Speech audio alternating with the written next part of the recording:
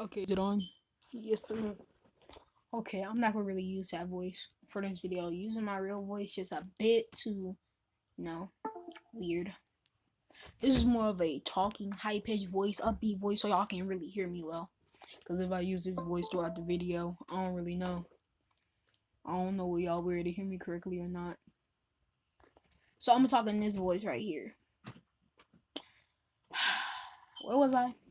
Oh yeah, I was making part 4, and honestly, after part 4, I'm gonna probably change it up. I'm gonna probably post another what if just to get more just to get more noticed on my channel.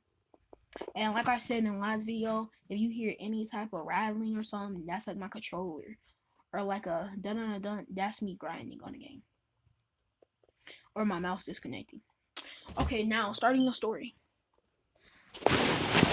I'm gonna bring it right here. I'll charge it a little bit so y'all can hear me really well. Okay, I remember starting off last time Todoroki versus Deku, so I'm gonna do that right now. Okay, the fight starts like this. Todoroki comes out looking nonchalant normally. Deku's looking around just admiring how many people inside the stadium. Honestly, because he got that Luffy in him. He's curious. And I'ma say I'm really trying to think how I want this fight to go, because I don't want it to go too easy for Deku, but yet it because it has to be entertaining. I I think I know. I so like I said, Todoroki walks out there nonchalant. Deku looking around, and as soon as Midnight says go, of course Deku's not paying attention. So as soon as Midnight says go, Todoroki uses his ice thing.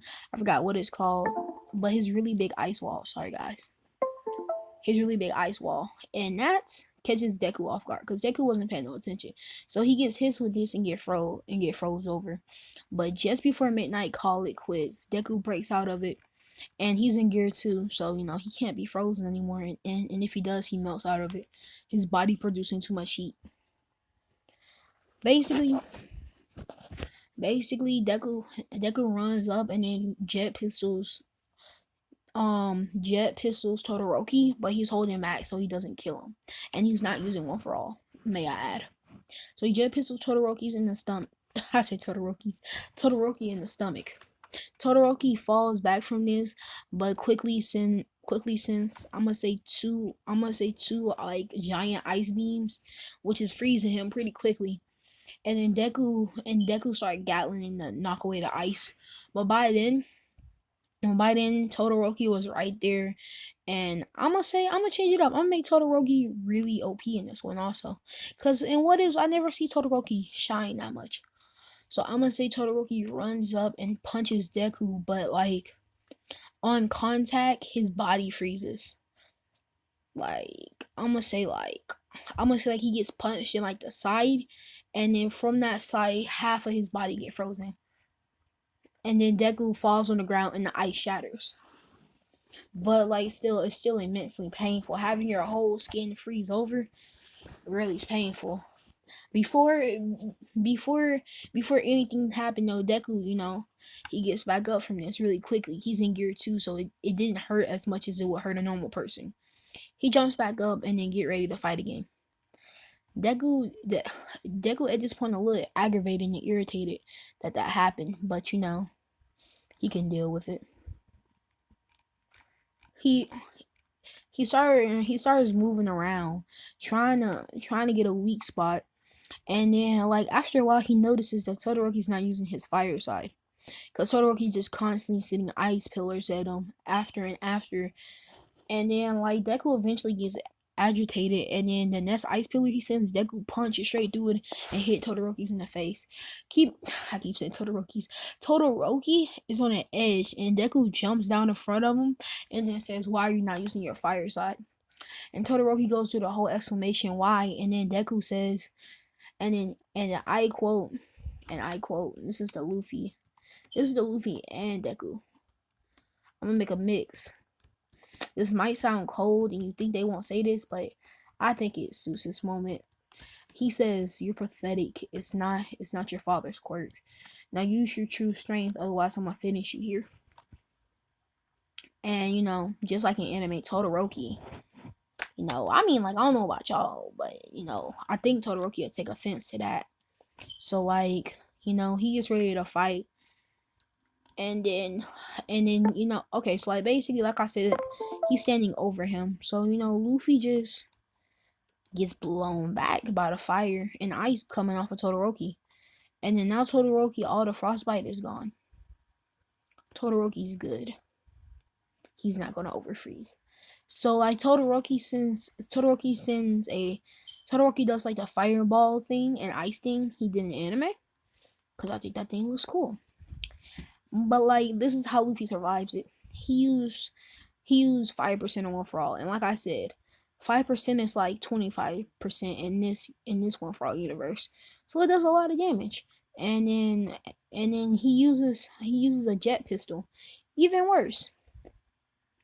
So Deku jet pistols him and sends Todoroki flying out of the ring into the wall behind. Todoroki is now there unconscious.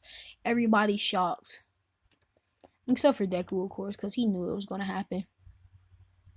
Deku's just sitting there wondering how dumb he has to be to hold back. And although it's his power. But Deku didn't really ponder it too much because, kind of felt bad. So Deku just sat there wondering why he was such a dumb idiot not to use all his power. But eventually, midnight calls it and Deku started walking off stage. But just before Deku gets too far off, whatchamacallit, I'm gonna say Todoroki came into consciousness just for a little bit, and then, like I say, because I'm trying to make this as interesting as possible, I say Todoroki declared Deku as a suited rival. I'm gonna make everybody stronger in this what if, at least to their best ability, because I think everybody could be super OP if they really just put in the training. Not even gonna cap. But Todoroki wakes up for a split second and then declares him his rival. But of course he doesn't big announce it. He says it's inside his head before he finally passes out for good. Endeavor's up in the stand pretty mad because this random kid just beat him. And then the whole Deku running into Endeavor thing, that never happened because okay, so Endeavor tried to approach him, but Deku was just too much in sightseeing, and then Endeavor just realized he's an imbecile that probably won't beat his son, so there's no point. But you see how that got him. But I'ma continue. Endeavor's of course mad, and then Deku just walks off and go back up into the stands, and then he decides to watch the next couple fights. And then as that's going on, he sees, I'ma say, like I said in last time, you know who I'm referring to. And then if you don't know who I'm referring to, that gives you a chance to go watch the last part. Shadow Boy versus Bakugo. Basically, that fight really just was kind of sad. That fight was really kind of sad. I see no way that he can actually win against Bakugo with his quirk. Sadly, I'm gonna have to give Shadow Boy the L. Then it finally comes down to Deku versus Bakugo. Honestly, in all honesty, I actually think Bakugo might win this. No, you know what? Never mind. That would be just lying if I said Bakugo might win this. Let me tell you how the fight went, but it was a close match at least. Bakugo and Deku decides to get ready to fight. So Deku, at the beginning of the match, Deku runs up on Bakugo trying to go ahead and get him early, because Bakugo knows a little bit about Deku quirk, and Bakugo technically knows that Deku isn't good from a long range. So Bakugo try to keep Midoriya at a long range, but like he's closing the distance really too fast for Bakugo to react. So by the time Bakugo tries to react and shoot off a blast, he's already halfway across the arena. Bakugo shoots off a blast and it hits Midoriya, but barely, only scaving him and burning his skin a little bit. Keep in mind he's still in gear 2. He never turned it off. And then as Midoriya is running up, Bakugo sends off he's been saving sweat all day. He sends off one of his giant humongous blasts. And then that shocks Midoriya because he's like, does he know he can kill me? I don't think I ever did the All Might fight thing. I'm missing a big part. I don't think I ever did it, and then that's kind of bad. Oh, my bad, I had to turn on my phone. That's kind of bad, though. I mean, like, if y'all want me to do it, since I missed it, I'll do it gladly. But continuing, Deku slash Midoriya, he gets a little bit burned, but he's rubber, so he bounced back pretty instantaneously. Bakugo gets aggravated by this and sends off another huge blast. This blast was meant to end Midoriya, kill him. He did it out of rage, and everybody in the audience could tell. It covered the whole arena. You couldn't even see nothing after the blast ended. The arena was in shatters. But like in the air, something in the smoke, they could see two giant humongous hands. And then I almost said Luffy. Midoriya shouts, Gear 3. What should this be called? I'ma just wait. Doesn't he call it Elephant? Gear 3, Elephant. Elephant Gatling. Yeah. I'm doing this man dirty. I know. I know what I'm doing. I know I'm doing him wrong, but it has to be done like this. It has to. I don't want to do him like this because he's still a child, and this will probably kill him. But yet again, Bakugo has his coming. Kind of a jerk, if y'all didn't know that. But he says Elephant Gallant and destroys Bakugo. He punches Bakugo so much that Bakugo loses consciousness and goes flying out of the arena. Everybody had to run over there and then make sure Bakugo wasn't dead. That's how hard Deku hit him. But Bakugo ended up surviving from sheer luck, and Deku got scolded for using that strong of a move. He apologized, and he also apologized to Bakugo when he woke up earlier that day. But we're not talking about earlier that day. Deku was now then declared the winner. And he was pretty happy, but wasn't that shocked. He felt like nobody really challenged him. But yeah, that's about it. That's the UA Sports Festival. Now, moving on. By the way, I'm gonna just say this like 3 minutes in. I want to make things different. I want to make this like my first and good series.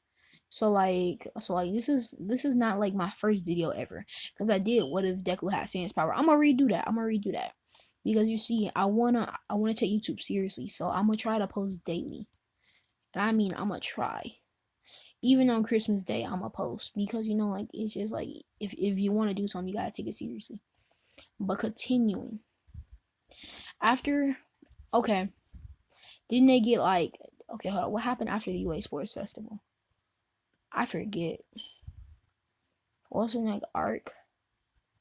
Oh yeah, it was the All For One. Okay, yeah, that came up next. Okay, this happened like a couple weeks later though, and then no, it was the Hosu City thing. Sorry, it's been a while since I watched the show. Honestly, y'all may think, wow, this dude's making a What If video on a show that he doesn't know. I seen this show. It's just I haven't rewatched it lately because I've been waiting on season 5. But Hosu City, I'm gonna say Deku got a lot of offers. Of course he did, because he was the first place. But I'm gonna say the offer he took was ironically Endeavor's agency, and then it's because he wanted to see how. And then also I'm gonna say Endeavor sent it out to him because mostly because he underestimated him, and also because Deku wanted to see why Todoroki disliked his father so much. Because Deku can tell it's a passion hatred. It's just not like some short time thing he did. So Deku wanted to see actually how bad Endeavor is. So he decided to join his agency. And I'm gonna say for you and me, Deku midway enjoyed it. It was hard, grueling training, and Todoroki half of the time didn't even want to do anything. But it still wasn't that bad, and Deku steady didn't understand. He knew that his mother poured water on his eyes, but he didn't know the rest. If y'all wondering, he didn't know the rest. So all you Todoroki fans, don't worry. Deku's not downplaying his backstory.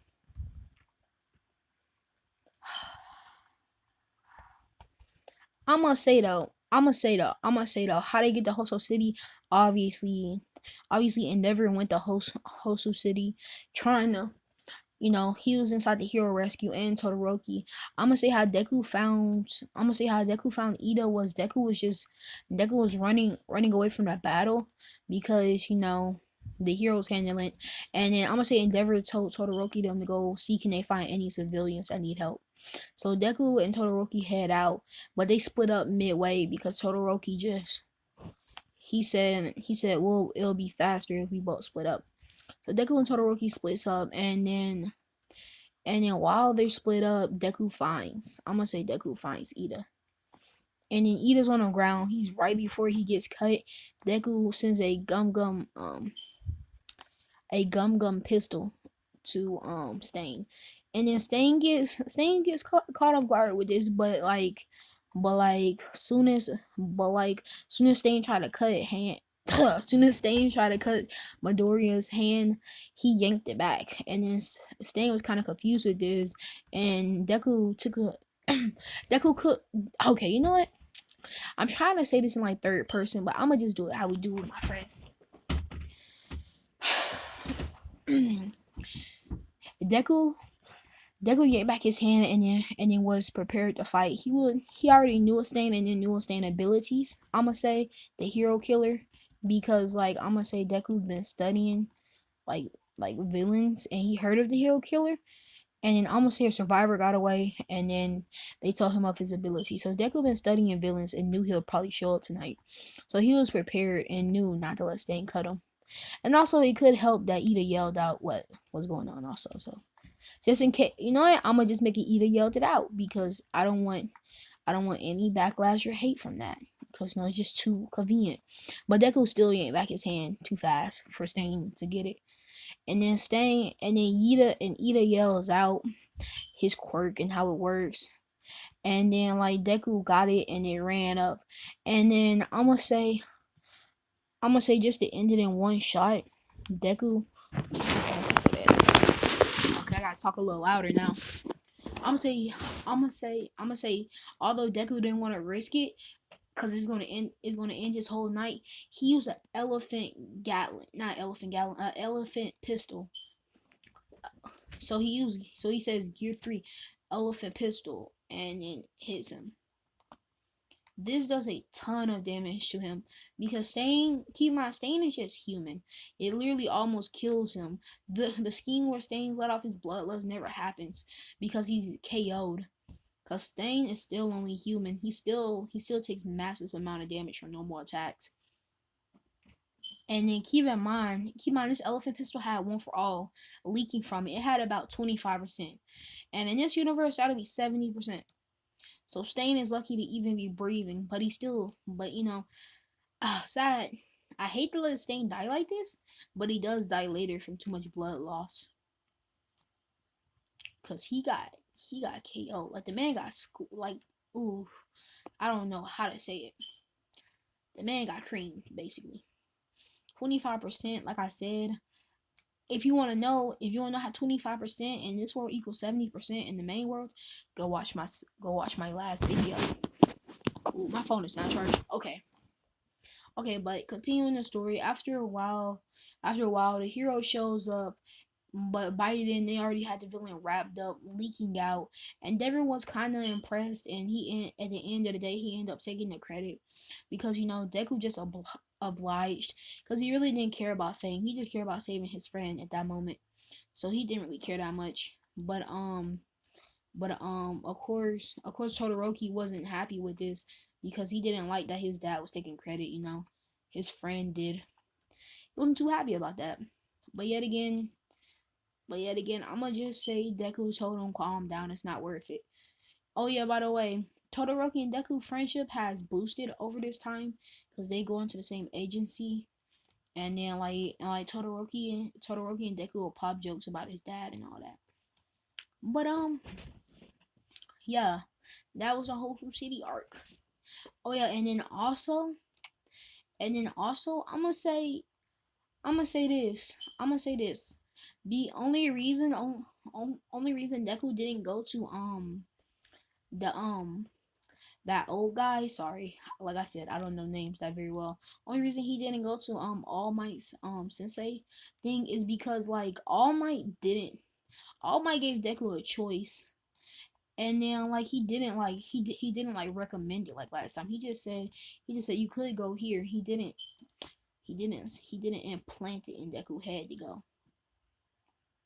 So yeah, that's about it. Deku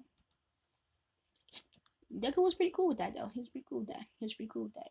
He like how All Might didn't like try to force him, although he was his old master, and he was really curious about the whole Todoroki incident. But but about after that, Deku was pretty happy. Deku was pretty happy because he saved his friend. He got some hero experience, so Deku was pretty okay with life and then how it was going. Only problem here was that like only problem here was that like um I'm gonna say Deku was having problems with not all for one for all. He couldn't really control it right. He was having trouble. But guys,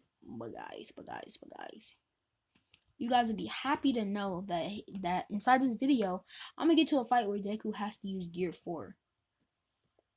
Are you guys excited yet? But after that whole fight, Ida spent time inside the hospital. Of course, Deku didn't have to go because he ended the fight pretty quickly and easily. But Ida spent time. Deku visited him here and now again, and he mostly just stayed in class. But about 4 weeks in of just doing just normal student stuff, Aizawa Aizawa declared that they're gonna go on a field trip. And then of course all the students were really hyped because they like a field trip. And then like I'm gonna say this is when Ito was just getting out like the hospital. So like he didn't really know what was going on. Sorry guys for all the clicking. I'm playing Minecraft and there's a zombie attacking me. And I have no weapons. It was a bad idea to come out at nighttime. Really dumb idea. Ooh. But I'm gonna say Ito was one of the kids who had to take the night class thing because he wasn't there for most of the time. And then of course he couldn't do anything but oblige and apologize a bunch of times because it was his fault he was out because he was dumb and reckless and then went and tried to you know say like leave his brother memory. But like Ida tried to friendly apologize and thank Aizawa for letting him go, but Aizawa just got a bit irritated after like a couple seconds actually, and then told him go sit down. And of course Ida thanked Deku even more on the way there. Once they got there, keep in mind, all these fights Deku has not been using Armic and Hockey. I'ma save that. But once they arrived and they got off the bus, Yes, I'm gonna give him like observation of Conqueror's Hockey. Deku felt like uneasy and he felt the attack coming, so Deku jumped, and then little did you know, like it was like a whole landslide. And like you know what, this is a good way for him to use his Conqueror's Hockey. He jumped, but he got caught on something and ended up falling. But like all the teachers were still impressed that he sensed it before it happened. But like, Deku falls down there, and then gets pretty hurt because he got caught onto something, so he couldn't land, and he hit his head. But it wasn't nothing too deadly, so Deku was able to bounce back pretty fast. But I keep saying but, sorry y'all, and I keep saying what I was saying.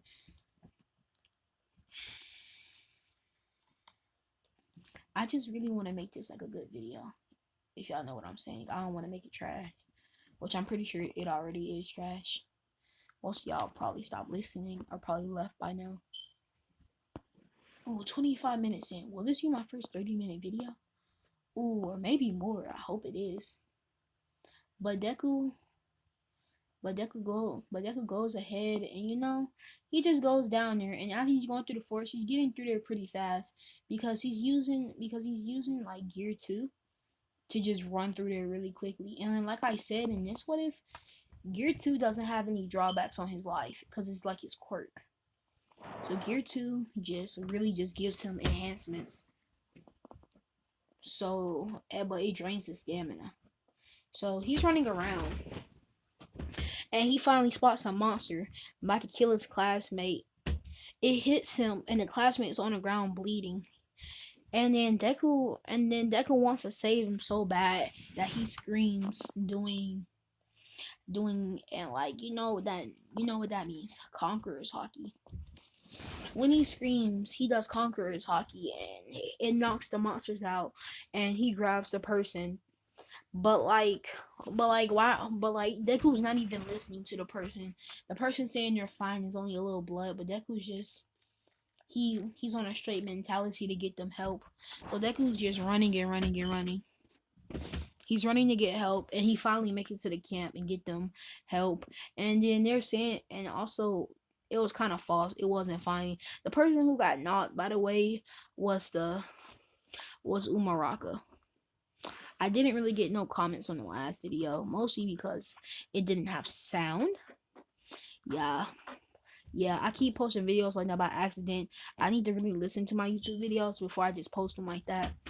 But when I do listen to them, they have sound. But when they post, they don't have sound. So that's an issue also. But I'm sorry. I apologize for that video if you watched it. But continuing the video, Jake. Oh my god, I am tripping so bad. But continuing the video, whatchamacallit, everything went pretty well. I'ma say that like Deku got them healed up. Everything was fine. The only bad part about everything is that like the person lost a lot of blood. That's it. That's really it. That's all I'm gonna give back. Because honestly, I don't want to just kill off a character like that. Umaraka, she was fine. She just lost a little bit of blood, and then Deku freaked out. But continuing the story, Deku got to camp, and then he was told he had to cook. But since Deku doesn't really know how to cook like that, he can only maintain himself. He was only able to cook some for himself, so he felt kind of bad for the team. But it's fine because once everybody got there, everybody cooked a big meal and it helped each other out, so that was good. But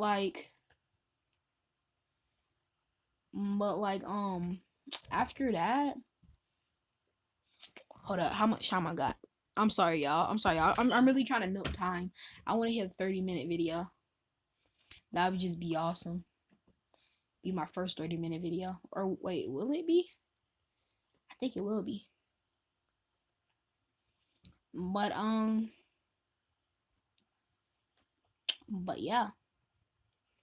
think will be my first 30-minute video. Okay, I'm gonna actually tell the story instead of trying to milk the time. They get to the camp and then I'm gonna say everybody go to sleep after eating the meal they all cooked. The next day comes and they do the hide and seek challenge thing. Well, actually no, it was actually 2 days in because they get in their training and everybody actually got some really good buffs. But they do the Halloween training thing, not the Halloween, the little class B try to scare 1A, and everybody split up. But I'm gonna say soon as they split up, the villains attacked because they like on peak in this what if. So they attacked. They first person, because one person has to die in this what if to make it a good what if. One person has to die. So y'all tell me who's gonna die at the end of the day. But they break in and then muscular automatically targets other people. What's his name? I forgot the kid who kicks Deku in the balls. I forgot his name. But muscular automatically targets him. And then but like as Deku's running through in gear 2 trying to figure out what's going on, he sees him and he's like, what is going on? Why is this giant meaty thing jumping through the trees? So Deku just goes find them. And then basically let me tell you how the fight goes. It's basically like a metal pole versus Thor. Cause like Deku does not stand a chance. Even because he doesn't want to kill the villain, so he can't use one for all. But he's really tempting on it. But y'all gonna probably hate me for this. But muscular punches down full strength onto the kid. And that's where I'm gonna end it. Well, see y'all later. 31-minute video. See y'all later. No, 32. Like and sub to the video. Bye.